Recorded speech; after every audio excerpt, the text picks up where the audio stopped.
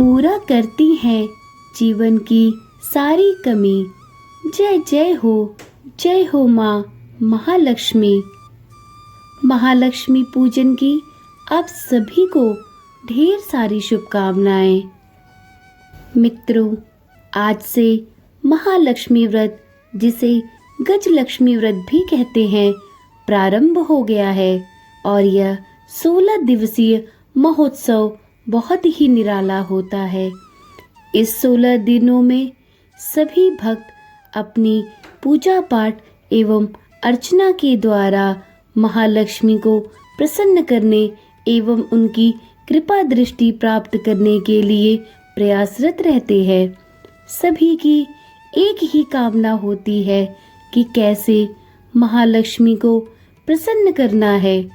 तो चलिए आज की इस वीडियो में हम महालक्ष्मी व्रत के पावन पुण्य फल के बारे में विस्तार से बात करेंगे और महालक्ष्मी व्रत कथा का भी श्रवण करेंगे।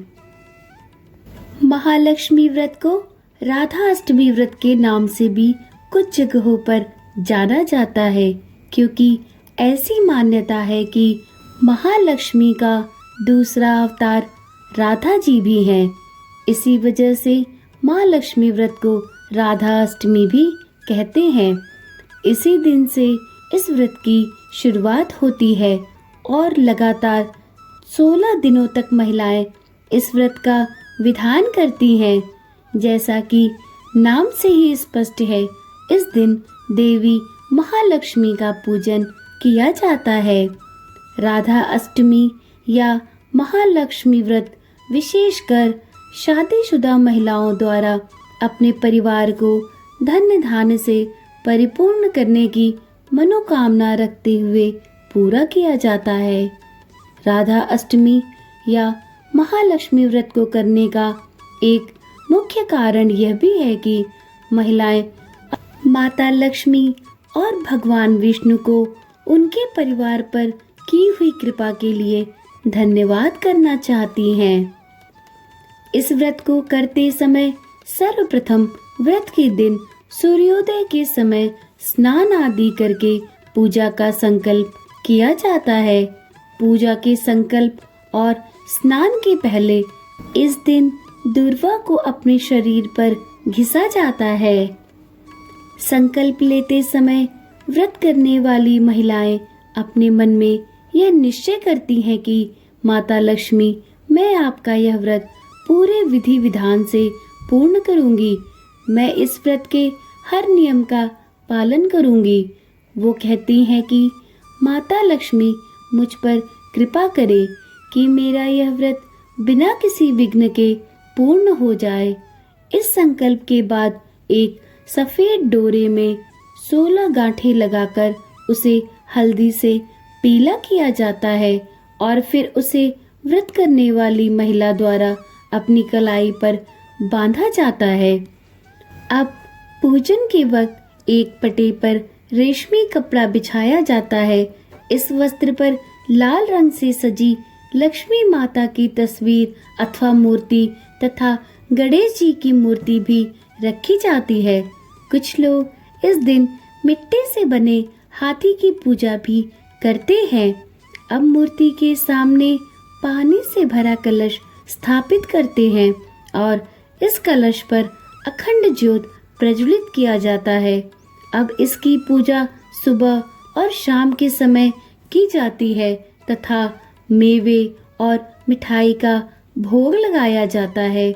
पूजन के प्रथम दिन लाल नाड़े में 16 गांठ लगाकर इसे घर के हर सदस्य के हाथ में बांध दिया जाता है और पूजन के बाद इसे लक्ष्मी जी के चरणों में चढ़ाया जाता है। व्रत के बाद ब्राह्मणों को भोजन कराया जाता है और दान दक्षिणा दी जाती है। इन सब के बाद लक्ष्मी जी से व्रत के फल प्राप्ति की प्रार्थना की जाती है। इस व्रत के संदर्भ में कई कथाएं प्रचलित है, परंतु आज की वीडियो में हम 2 कथाओं का श्रवण करेंगे। तो चलिए पहली कथा प्रारंभ करते हैं। बहुत पुराने समय की बात है। एक गांव में एक ब्राह्मण रहता था। वह ब्राह्मण नियमानुसार भगवान विष्णु का पूजन किया करता था। उसकी भक्ति से प्रसन्न होकर भगवान विष्णु ने उसे दर्शन दिए और इच्छानुसार वरदान देने का वचन दिया। ब्राह्मण ने माता लक्ष्मी का वास अपने घर में होने का वरदान मांगा। ब्राह्मण के ऐसा कहने पर भगवान विष्णु ने कहा, यहाँ मंदिर में रोज एक स्त्री आती है और वह यहाँ गोबर के उपले थापती है। वही माता लक्ष्मी है। तुम उन्हें अपने घर में आमंत्रित करो। देवी लक्ष्मी के चरण तुम्हारे घर में पड़ने से तुम्हारा घर धन धान्य से भर जाएगा। ऐसा कहकर भगवान विष्णु अदृश्य हो गए। अब दूसरे दिन सुबह से ही ब्राह्मण देवी लक्ष्मी के प्रतीक्षा में मंदिर के सामने बैठ गया। जब उसने लक्ष्मी जी को गोबर के उपले थापते हुए देखा तो उसने उन्हें अपने घर पधारने का आग्रह किया। ब्राह्मण की बात सुनकर लक्ष्मी जी समझ गई कि यह बात ब्राह्मण को विष्णु जी ने ही कही है, तो उन्होंने ब्राह्मण को महालक्ष्मी व्रत करने की सलाह दी। लक्ष्मी जी ने ब्राह्मण से कहा कि तुम 16 दिनों तक महालक्ष्मी व्रत करो और व्रत के अंतिम दिन चंद्रमा का पूजन करके अर्घ देने से तुम्हारा व्रत पूर्ण होगा। ब्राह्मण ने भी महालक्ष्मी के कहे अनुसार व्रत किया और देवी लक्ष्मी ने भी उसकी सभी मनोकामनाएं पूर्ण की। उसी दिन से यह व्रत श्रद्धा भाव से किया जाने लगा। तो चलिए अब हम दूसरी कथा का श्रवण करेंगे। एक बार हस्तिनापुर में महालक्ष्मी व्रत के दिन गांधारी ने नगर की सारी स्त्रियों को पूजन के लिए आमंत्रित किया, परंतु उसने कुंती को आमंत्रण नहीं दिया। गांधारी के सभी पुत्रों ने पूजन के लिए अपनी माता को मिट्टी लाकर दी और इसी मिट्टी से एक विशाल हाथी का निर्माण किया गया और उसे महल के बीच में स्थापित किया गया। नगर की सारी स्त्रियां जब पूजन के लिए जाने लगी तो कुंती उदास हो गई। जब कुंती के पुत्रों ने उनकी उदासी का कारण पूछा तो उन्होंने सारी बात अपने पुत्रों को बताई। इस पर अर्जुन ने कहा, माता आप पूजन की तैयारी कीजिए, मैं आपके लिए हाथी लेकर आता हूँ। ऐसा कहकर अर्जुन इंद्र के पास गए और अपनी माता के पूजन के लिए ऐरावत को ले आए।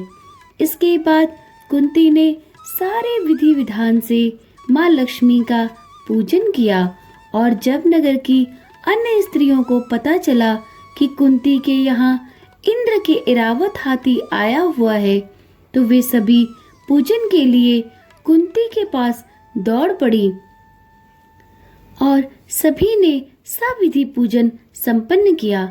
ऐसा कहा जाता है कि इस व्रत की कहानी 16 बार कही जाती है और हर वस्तु या पूजन की सामग्री 16 बार रखी जाती है या चढ़ाई जाती है।